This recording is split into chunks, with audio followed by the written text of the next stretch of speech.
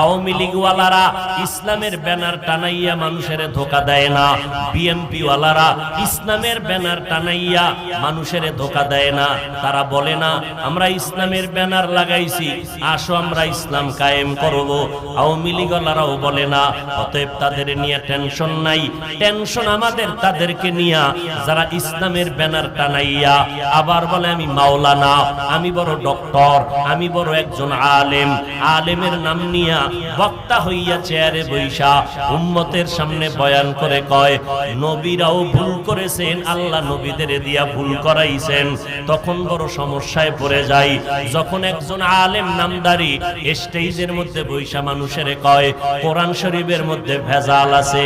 ও ভাইজানেরা, এই কথাগুলো তো ইন্ডিয়ার খবর না, সোনার বাংলার তাজা খবর। বেশি এক বছরও হয় নাই, কয়েক মাস আগের খবর শুনাইতেছি। ইউটিউব সার্চ দিয়া বের করো ওই বক্তা কারা। এই ময়দানে আইসা বলে কাজা নামাজ পড়া লাগবে না, বক্তা হইয়া বলে নফল ইবাদত লাগবে না, বক্তা হইয়া বলে জুমার আগে সুন্নাত লাগবে না, বক্তা হইয়া সাধারণ মানুষের বয়ান দিয়া বলে বেশি বেশি নফল ইবাদতের দরকার নাই। এইভাবে কথা বলিয়া বলিয়া উম্মতের বিভ্রান্ত করে।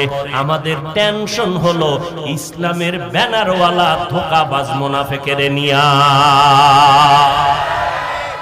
১৫০০ বছর আগে মদিনাওয়ালা নবী বলছেন এই উম্মতেরা আলেম দেখলে যাইও না, সাবধান। এই জমিনের মধ্যে একদল উলামা থাকবে চূড়ান্ত খারাপ, আর একদল উলামা থাকবে চূড়ান্ত ভালো।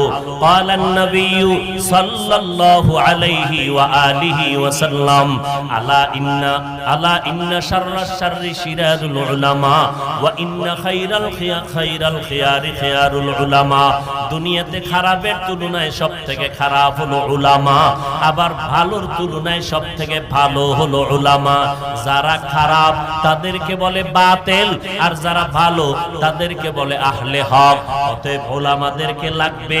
উলামা কেরাম ছাড়া আমল করা যাবে না, উলামায়ে কেরাম ছাড়া নিজের অন্তর ধোলাই করা যাবে না, নবীর আদর্শ খুঁজে পাওয়া যাবে না। তবে খবরদার উলামাদের কাছে যাইতে গিয়া বাতিলের কাছে যেন না যাই।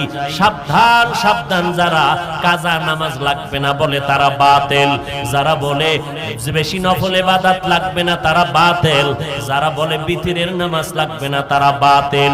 যেই বক্তা আলেম বলে নবীরা ভুল করেছেন, আল্লাহ নবীদেরকে দিয়া ভুল করাইছেন, সন্দেহ নাই এই আলেম নামের রাসূলের হাদিস মতে আহলে বাতিল। গীবত করলাম।